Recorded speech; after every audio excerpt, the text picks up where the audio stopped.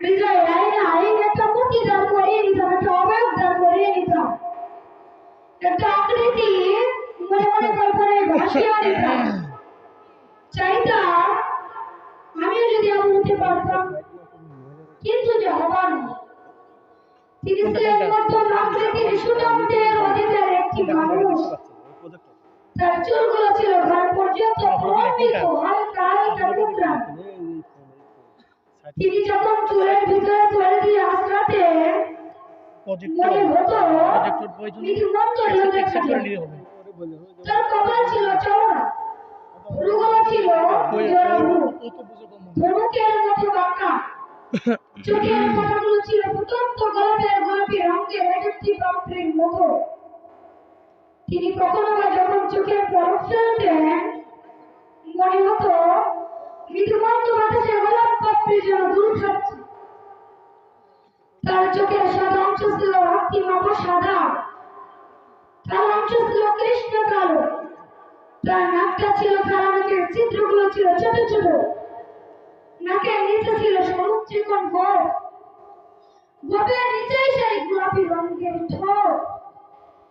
তার ঠোঁটগুলো যখন কতক মুচকি হাসতো, গোটা পৃথিবীর মানুষ, গোটা বিশ্বই দেখত গোটা পৃথিবীতে যেন বিজলি চমকিয়েছে। তিনি কখনো যখন এই রাস্তা দিয়ে হেঁটে যেতেন, এক মাস পরে কখনো যখন সাহাবা হাঁটতেন, তার গায়ে জান্নাতি গন্ধ ধরা পেতেন। মায়েরা, উম্মাহাতুল মুমিনিন যারা, তারা নবীর যখন কখনো এই ঘামে ভেজা শরীর নিয়ে ঘরে ঢুকতেন, কপালের ভিতরে মুক্তোর দানার মতো ঘামগুলো যখন জমে থাকতো, মায়েরা ছোট্ট শিশা তুলে সেই ঘামগুলো শিশিতে বলে জমাকে দিতেন। কখন বা ঈদে কোন অনুষ্ঠানে যেন আতর হিসেবে ব্যবহার করতে পারে, সুরত ধারণ করা কোনো মানুষের শব্দের বাইরে। কখনোই কোনো মানুষ সুরত ধারণ করতে পারবে না চেষ্টা করলে, কিন্তু তার সিরাত যে অনুকরণীয়, উত্তম আদর্শ। তিনি এসেছিলেন এজন্য, ওয়ামা আরসালনাকা ইল্লা রাহমাতাল লিল আলামিন। তিনি ছিলেন রহমত গোটা ধরনের জন্য।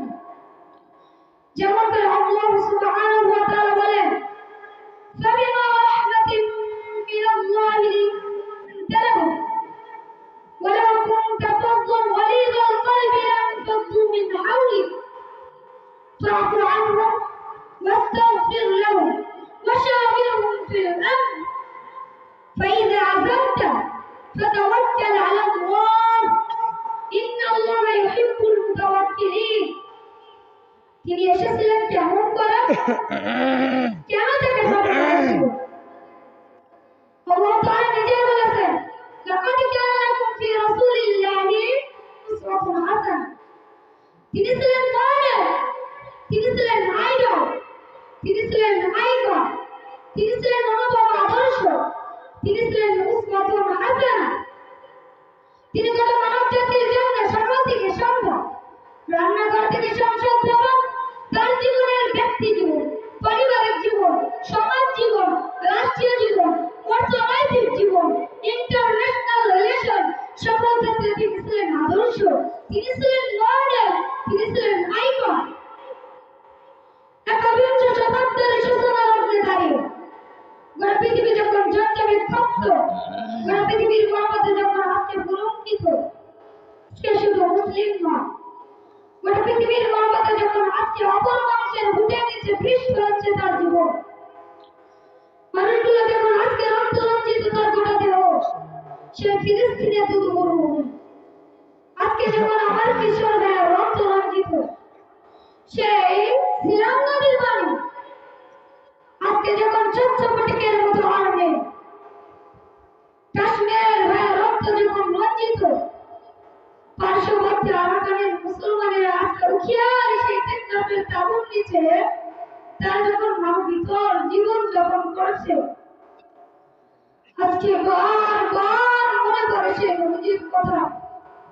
তিনি যদি আজকে আসতেন কোনো একটা ভূখণ্ডে, আমরা যদি দৌড়ে দৌড়ে তার কাছে যেতে পারতাম, গোটা মানবতা যদি বলতো